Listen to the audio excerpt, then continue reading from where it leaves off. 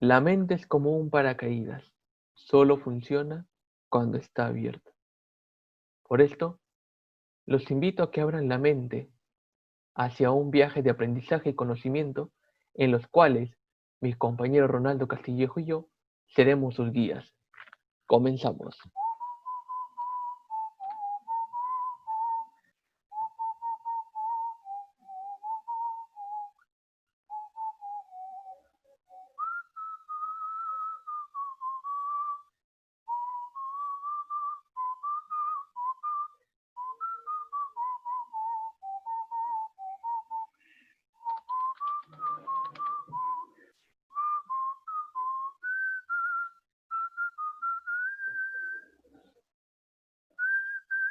Bueno, en esta oportunidad me tocará exponer sobre el tema de trabajo y energía. Para esto voy a dar una breve introducción sobre el tema. Bueno, eh, vamos a hablar un poco de lo que es la mecánica newtoniana o mecánica vectorial.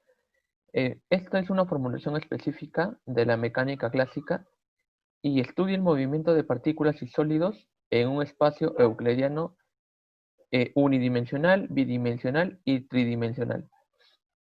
Los cuerpos tienen una velocidad inicial básica, puede ser una velocidad inicial constante o una velocidad que acelera.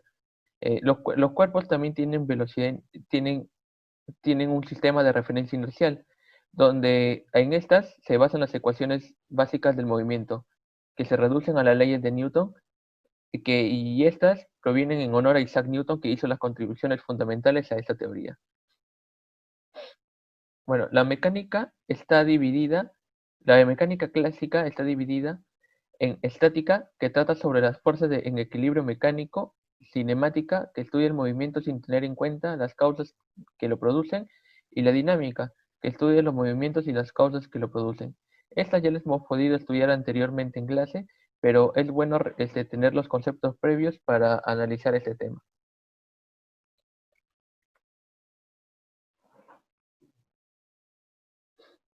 Bueno, trabajo. El concepto de trabajo en física tiene una definición mucho más estricta que el uso cotidiano de la palabra. Usualmente cuando nosotros pensamos al oír la palabra trabajo, se nos viene a la mente una jornada laboral, y esto no es así como lo definimos en física. Se trabaja en un objeto cuando una fuerza aplicada lo mueve a través de una distancia. En nuestro lenguaje cotidiano, el trabajo está relacionado con el gasto de esfuerzo muscular, pero esto no es el caso en el lenguaje de la física, porque podemos tener el ejemplo en el cual una persona sujeta una bandeja en el aire y esta no se está moviendo, pero aún así está habiendo esfuerzo muscular para mantener fijada en una posición la bandeja. Por ejemplo, el trabajo, de acuerdo con la definición física, se realiza mientras se levanta el objeto pesado, pero no mientras el objeto está parado, como ya lo mencionamos anteriormente. Otro ejemplo de ausencia de trabajo es una masa en el extremo de una cuerda que gira en un círculo horizontal sobre una superficie sin fricción. La fuerza centrípeta se dirige hacia el centro del círculo y por lo tanto no mueve el objeto a una distancia. Es decir, la fuerza no está en la dirección del movimiento del objeto. Matemáticamente, nosotros definimos al trabajo como fuerza por distancia de desplazamiento, donde la fuerza es la que aplicamos o la que aplica el accionante, y el desplazamiento es por el vector en el cual se desplaza el cuerpo. Bueno, como podemos decir, el trabajo es un escalar y las unidades para el trabajo es el joule, eh, que es newton metro o kilogramo por metros sobre segundo al cuadrado. Si el trabajo se realiza mediante una fuerza constante, no se puede utilizar la ecuación que ya mencionamos anteriormente, que sería fuerza por desplazamiento. Entonces, podríamos definir al trabajo de la siguiente manera.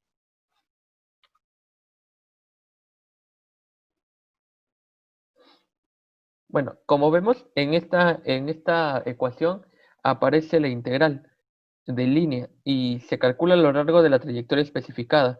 La razón de especificar la trayectoria a lo largo de la cual se calcula el trabajo es que en general el trabajo de una fuerza es distinto dependiendo de la trayectoria que describe la partícula cuando se desplaza desde su posición inicial hasta su posición final.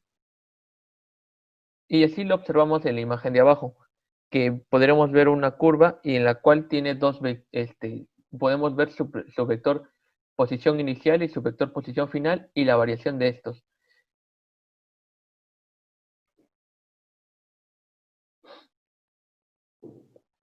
Bueno, ahora podemos ver que en esta oportunidad también tocaremos el trabajo de una fuerza variable.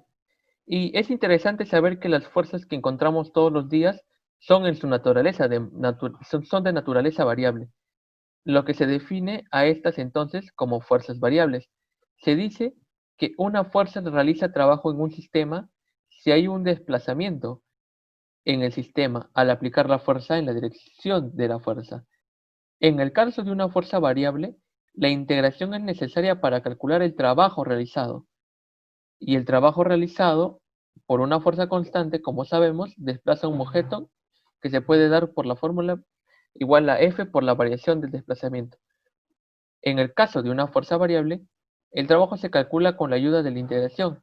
Por ejemplo, en el caso de un resorte, la fuerza que actúa sobre cualquier objeto unido a un resorte es igual a la constante del resorte por el desplazamiento. Y podemos ver que esta fuerza es proporcional al desplazamiento del objeto y de la posición del equilibrio, por lo que la fuerza que actúa en cada instante durante la comprensión y extensión del resorte será diferente. Así, las contribuciones infinitesimalmente pequeñas de trabajo realizadas durante cada instante debe contarse para calcular el trabajo total realizado.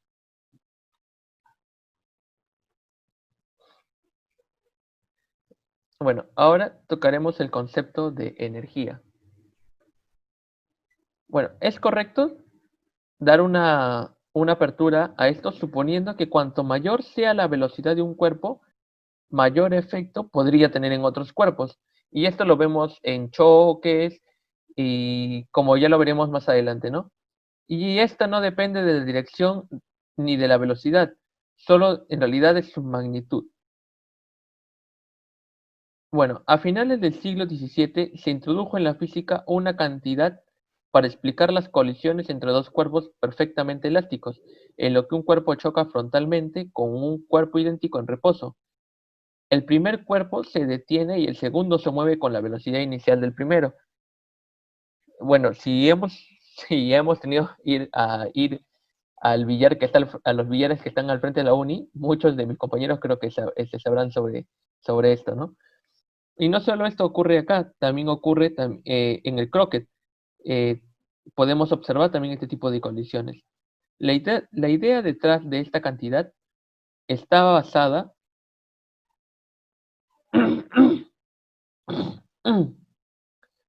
estaba relacionada con las fuerzas que actúan sobre un cuerpo y se le denomina la energía de movimiento. Posteriormente, durante el siglo XVIII, el nombre de energía cinética se le dio a la energía del movimiento. Con esta historia en mente, ahora podemos establecer la definición clásica de la energía cinética. Tenga en cuenta que cuando decimos, entre comillas, clásico, nos referimos a, a teorías no relativistas, es decir, a velocidades mucho menores que la luz. Bueno, cuando tenemos velocidades comparables a la de la luz, la teoría especial de la relatividad requiere una expresión diferente para la energía cinética de una partícula, como se analiza en la teoría de la relatividad. Dado que los objetos o sistemas de interés varían en complejidad, primero definimos la energía cinética de una partícula con masa m. Bueno, energía cinética. La energía cinética de una partícula es la mitad del producto de la masa de la partícula m y el cuadrado de su velocidad. Luego ampliamos esta definición a cualquier sistema de partículas, sumando la energía cinética de todas las partículas constituyentes, a través de la expresión que vemos en la parte inferior. Tenga en cuenta que, así como podemos expresar la segunda ley de Newton en términos de la tasa de cambios del momento o de la masa multiplicada por la tasa de cambio de la velocidad, la energía cinética de una partícula se puede expresar en términos de su masa y movimiento, en lugar de su masa y velocidad, ya que la velocidad es la cantidad de movimiento sobre la masa. Vemos también que esto se expresa en la energía cinética y podemos reemplazar en la ecuación.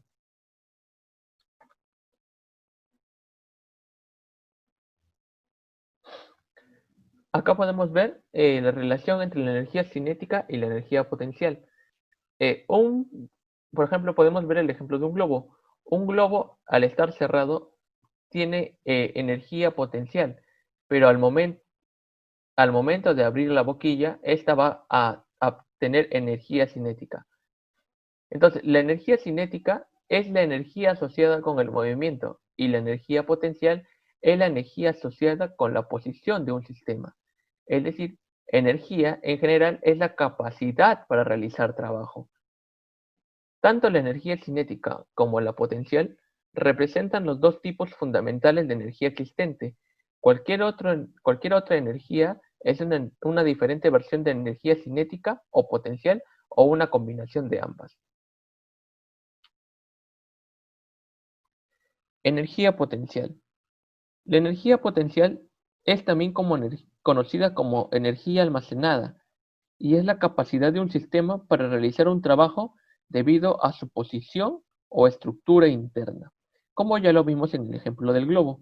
Algunos ejemplos son la energía almacenada en una forja en la parte superior de su trayectoria o la energía almacenada en un resorte. La energía potencial también se mide en unidades Joule. Hablemos ahora de la energía potencial gravitatoria. Según la segunda ley de Newton, nos dice que la magnitud de la aceleración producida por cada una de estas fuerzas en la Tierra es masa por gravedad dividido entre la masa de la Tierra. Dado que la relación entre la masa de cualquier objeto ordinario y la masa de la Tierra es extremadamente pequeña, el movimiento de la Tierra puede despreciarse por completo, y por lo tanto, consideremos que este sistema es un grupo de sistemas de una sola partícula, sujeto a la fuerza gravitacional uniforme de la Tierra. En trabajo, el trabajo realizado en un cuerpo por la fuerza gravitacional uniforme de la Tierra cerca de su superficie dependía de la masa del cuerpo en realidad, y la aceleración debido a la gravedad y también la diferencia de altura que atravesaba el cuerpo. Entonces, por definición, este trabajo es el negativo de la diferencia de la energía potencial gravitacional, por lo que sería menos gravedad, menos masa por gravedad por la posición final menos la posición inicial. Energía potencial elástica. Bueno, y como lo mencionamos, en trabajo vimos que el trabajo realizado por un resorte perfectamente elástico en una sola dimensión de movimiento depende solo de la constante del resorte y de los cuadrados del desplazamiento desde la posición no estirada. Este trabajo involucra solo las propiedades de la interacción de la ley de Hooke y no las propiedades de los resortes reales y cualquier objeto que se las junte. Por lo tanto, podemos definir la diferencia de energía potencial elástica para una fuerza de resorte como el negativo del trabajo realizado por la fuerza del resorte en esta ecuación, antes de considerar sistemas que incorporan este tipo de fuerza. Y así podemos definir el trabajo como un medio de la constante de elasticidad por la posición final al cuadrado menos la posición inicial al cuadrado. En clase se presentarán los problemas. Muchas gracias. Bueno, mi nombre es Ronaldo Castillejo y a ver, veremos la parte de colisiones. En esta parte veremos las colisiones cuando en las dos partículas inicialmente su masa es cero y ¿qué digo? La fuerza, no hay fuerzas externas en el sistema y en la partícula del sistema, el sistema final también es cero. Eh,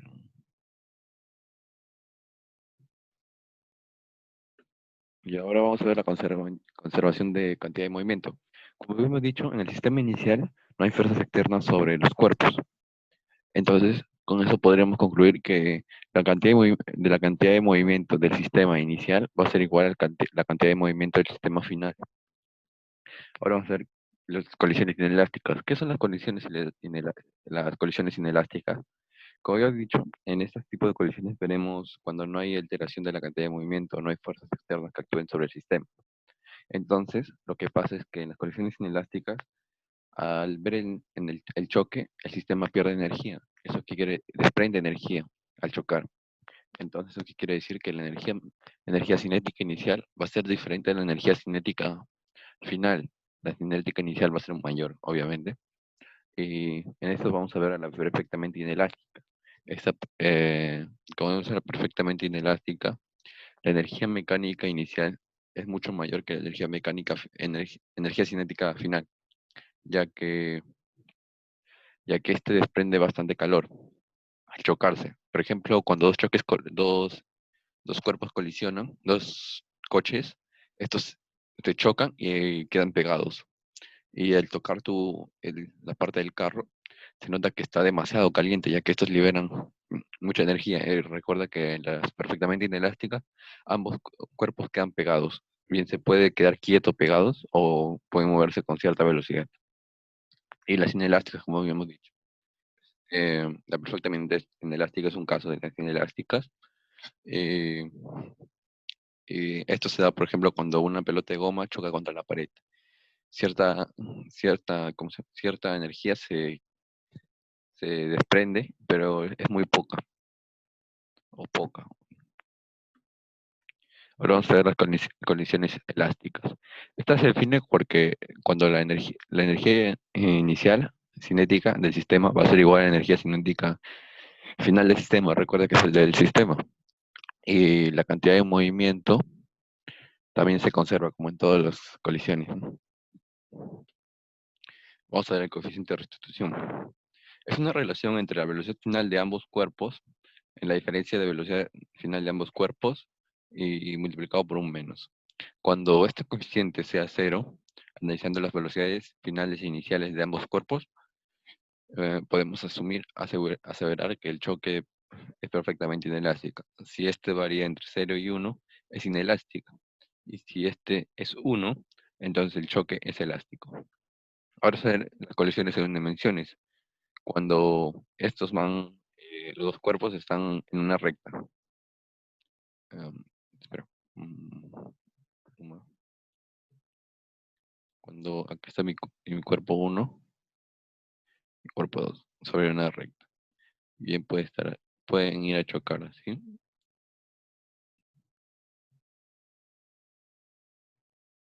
Esto es la velocidad uno, la velocidad inicial de uno, y esta va a ser la velocidad de 2 inicial. Y las incógnitas que queremos hallar son las velocidades eh, de ambas partículas después de la colisión. Entonces tenemos las siguientes ecuaciones. Primero, como es se mantiene la cantidad de movimiento. Ahora, pero tenemos dos variables.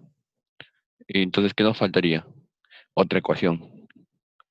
Entonces, el choque es perfectamente inelástico, como he dicho, quedan pegados. Entonces, su velocidad final de ambos va a va a ser la misma. Entonces, esa sería una ecuación más para poder resolver. Otro es si el choque es elástico. La conservación de energía cinética se mantiene. Aquí en esta ecuación acá tendríamos otra ecuación para resolverlo. Y por último, el coeficiente de restitución, que nos daría el valor.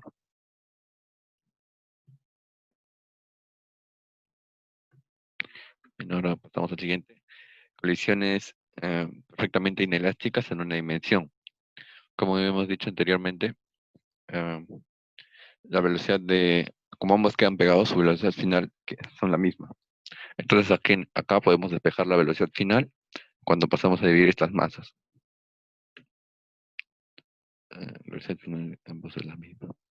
Bueno, ahora vamos a ver las colisiones perfectamente elásticas en una dimensión. Como ya he dicho, en una recta. Primero, lo primero siempre es que la cantidad de movimiento se conserva. Y segundo, es que la energía cinética también se conserva, porque es un elástico. Ahora, tenemos esto y podemos asociar, operando, podemos obtener esta forma. Am, Aplicando cada diferencia de cuadrados, tenemos esto. Y otra ecuación por cantidad de movimiento, tenemos por conservación de la cantidad de movimiento, tenemos esta. Bueno, seguimos. Ya. La primera ecuación la obtuvimos por energía y la segunda ecuación la obtuvimos por cantidad de movimiento. Al dividir ambas, nos queda esta, de esta forma. Pero acá vamos a asociar que cu- la, re- em, de esta forma, vamos a asociarlo así. Y vemos que la velocidad de uno respecto a la segunda partícula antes de la colisión va a ser igual al negativo de la velocidad de uno respecto a la otra partícula, a la segunda partícula. Vamos, ahora, mediante ecuaciones, podemos hallar la velocidad final en las elásticas, recuerde, de la siguiente forma, con la siguiente fórmula. La velocidad final de 2 también con la siguiente fórmula. Bueno, ahora, cuando es elástica, ¿qué pasa si la masa uno y la masa 2 son iguales? Entonces, acá sería cero su diferencia, eh, ¿no? Y acá también sería cero de esta parte. Y M1 más M2, como ambos son iguales, pues, supongamos que M1 es igual a M2, sería 2M2. Entonces, 2M2 entre 2M2 sería 1. Entonces queda que la velocidad uno final es igual a la velocidad 2 inicial. Y la misma forma del otro. Incremento de velocidades. Ahora, ¿qué pasa si la velocidad 2 inicial es cero? O sea, la velocidad inicial de 2 es cero. Entonces nos crea esta forma, ¿no? Porque acá en la primera sería cero, todo esto se va. Entonces queda velocidad uno final es igual a eso. Y de la misma forma, acá se va esto, queda velocidad 2 final. Ahora, ¿qué pasa si M1 es mucho más grande que M2? Entonces M2 se puede despreciar como es una masa muy pequeña respecto a la primera. Y te queda M1 entre M1. Eso te da 1. Acá, um, como M1 es mucho mayor que M2, M2 se desprecia. Entonces te quedan dos veces M1. Como vemos aquí. La velocidad de la partícula 1 se mantiene y la velocidad de 2 se duplica. De la partícula 2 se devuelve la mitad que la inicial. Ahora vamos a ver cuando la velocidad de la partícula 2 es cero, que lo mismo que la anterior, pero ahora vamos a ver cuando la cantidad de M2 es mucho mayor que la cantidad de M1. Entonces aquí M1 se desprecia y nos quedaría menos M2 entre M2. M2 entre M2 es 1 y que velocidad inicial 1 final es igual al negativo de la velocidad 1 inicial. Y aquí como M1 se desprecia y quedaría un número pequeño entre un número muy grande. Y esto tiende a cero. Por eso se dice que tiende a cero la ecuación. Bueno, ahora probemos colisiones en tres dimensiones. Aquí lo único que tienen que hacer es que la cantidad de movimiento en X se mantiene, la cantidad de movimiento en Y se mantiene y la cantidad de movimiento en Z se mantiene en cada componente. Ahora en dos dimensiones. Tenemos estos datos y las siguientes incógnitas. Primero aplicamos cantidad de movimiento en ambas dimensiones. Ya tendríamos dos ecuaciones. Y queremos cuatro, porque queremos en cada componente X y Y de las partículas, de las distintas partículas. Disculpe. Ya. Entonces aplicamos energía cinética del sistema se mantiene. Ya. Pero necesitamos otro. Necesitamos otra ecuación porque tenemos una, dos, tres, nos falta una más. Aquí podemos aplicar el coeficiente de restitución o componentes finales, o a otras componentes, otros datos, ¿no? Ah, ahora, ¿qué pasa si esta partícula uno llega a chocar con esa partícula 2 a las justas? Ya vemos que la partícula 2 inicialmente tiene una velocidad de cero y la partícula uno de b i 1 de la velocidad inicial uno. Entonces aplicamos cantidad de movimiento en el eje X y nos va a quedar de esa forma. Y ahora en el eje Y aplicamos cantidad de movimiento. Como inicialmente la partícula 2 tiene una velocidad de cero y la partícula inicial también en el eje Y tiene, la partícula uno en el eje Y tiene una velocidad de cero, eh, obtenemos la siguiente forma. Y la energía cinética, conservación de energía cinética como es un elástico. Y tenemos tres ecuaciones y cuatro incógnitas. Entonces necesitaríamos otro dato para poder hallar la solución. Ahora vamos a ver un problema. Dice, una bola de acero cae desde la altura de 1 metro, o sea, desde aquí, desde A, cae hasta B. Y dice que entre la bola y la rampa hay un coeficiente de restitución de 0,8. Entonces me pide calcular la distancia de. Lo primero que hacemos es, como no hay fuerzas no conservativas, solo hay fuerzas conservativas, en el punto A y en el punto B, podemos decir que energía del sistema o energía mecánica en A es igual a energía mecánica en B. Entonces, ¿qué podemos decir? Que aquí tiene potencial, pero no cinética. Entonces, la energía inicial solo va a tener potencial. Y la energía final, como va a ser respecto a BC, no va a tener potencial, pero sí va a tener cinética. Entonces, aplicamos esto y son iguales. Entonces, ahí podemos despejar B y nos queda de esta forma. Ahora, entre el choque de A y de B, como la componente normal afecta a la velocidad y esto hace que cambie, entonces podemos decir que la velocidad 1' va a ser igual a la velocidad 1. Esto va a ser igual a raíz de 2GH seno de teta. Ah, ya, pero esta es la tangencial, ya que como he dicho, la normal solo afecta a la al componente normal, pero al componente tangencial ninguna fuerza lo está afectando. Ninguna fuerza lo está afectando. Y como ya hemos dicho, el coeficiente de restitución es entre la partícula A y la partícula y la rampa. Entonces va a quedar velocidad normal, como afecta a la velocidad normal, podemos medirlo respecto a la velocidad normal. Velocidad normal inicial y final de la partícula después del choque, menos la rampa, que es cero, al final y antes, entre cero menos la partícula, la velocidad normal antes del choque. Nos va a quedar como menos la velocidad normal, va a quedar de esta forma, y el menos sale. Ahora, como vemos, la velocidad normal la podemos hallar de esa forma. Y, y bueno, aquí reemplazamos y vamos a tener de la siguiente forma.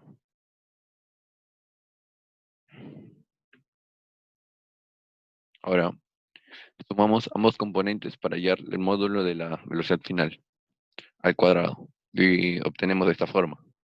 Como tenemos la velocidad normal y la velocidad tangencial, ah, al cuadrado sumamos y nos va a dar de esta forma. Y le sacamos raíz también. Y aplicamos los datos y nos va a salir que esto vale 3,95. Ahora queremos hallar cuánto vale Y. Entonces, este Y va a ser la velocidad, la componente normal de la velocidad final entre la componente tangencial de la velocidad final. Y al dividir estos, nos va a quedar um, cotangente de teta. Y esto, reemplazando, nos va a quedar 71,48. Ahora, queremos hallar el ángulo B, el ángulo beta. El ángulo beta va a ser el ángulo que forma entre la horizontal y la velocidad final. La velocidad final V'. Entonces, dicha velocidad va a ser igual a el ángulo Y que hallamos menos el ángulo teta que forma la rampa con la horizontal. Y esto nos va a quedar 56,48.